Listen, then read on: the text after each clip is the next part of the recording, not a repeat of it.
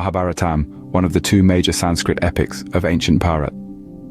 Today, we dive into the birth of its author, the great Krishna Dvaipayana Veda Vyasa. Our tale begins with Satyavati Devi, a fisherman's daughter, who was born from a fish due to a divine curse. She was found by fishermen and raised in a palace by the local king. One day she crossed paths with the ascetic Parashara, a great scholar of the Vedas, on the bank of the river Yamuna. Struck by her beauty, Parashara approached Satyavati. Fearing a curse, she hesitated, mentioning her fish-like smell and the potential loss of her virginity. Parashara, however, was not deterred. He granted her two boons, a pleasant fragrance that would spread up to a yojana's distance, earning her the name Yojana Gandhi, and the ability to retain her virginity even after their union.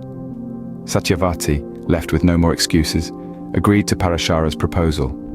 From their union, Vyasa was born. He was no ordinary child. In fact, Vyasa was born fully grown, a testament to his divine origins. He was destined to become Veda Vyasa, the divider of the Vedas. After his birth, Vyasa paid his respects to his mother and made a promise.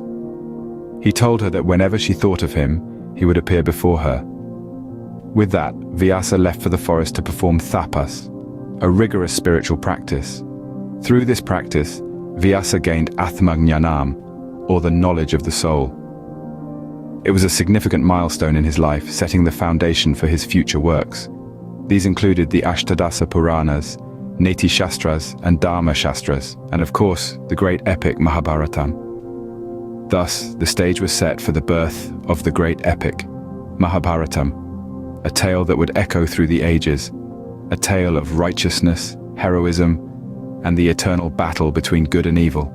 Having achieved profound spiritual knowledge, Vyasa had already penned down the Ashtadasa Puranas, Neti Shastras, and Dharma Shastras. These works were profound in their own right, encompassing the vast knowledge of the universe and the moral and ethical principles that govern life. Yet Vyasa felt a need to create something more, something that would serve as a guide for his grandchildren and generations to come. In a world where the lines between right and wrong, good and evil were often blurred, Vyasa saw the need for clear guidance. The wisdom he had gained from the Vedas and his spiritual practices had given him a unique insight into the human condition and the eternal struggle between virtues and vices. This insight was what he sought to impart through the Mahabharatam. The Mahabharatam was more than just an epic. It was a manual for life. It was a way for Vyasa to impart the wisdom of the ages, the knowledge of dharma, and the essence of life itself. He wanted to show the world that every action has consequences, that every choice matters, and that the path of righteousness, though difficult, is the one that leads to true fulfillment. Vyasa embarked on the task of writing the Mahabharatam, a monumental effort that would take many years to complete. He poured all of his wisdom and knowledge into this epic, weaving a tale of heroes and villains, gods and mortals, love and war.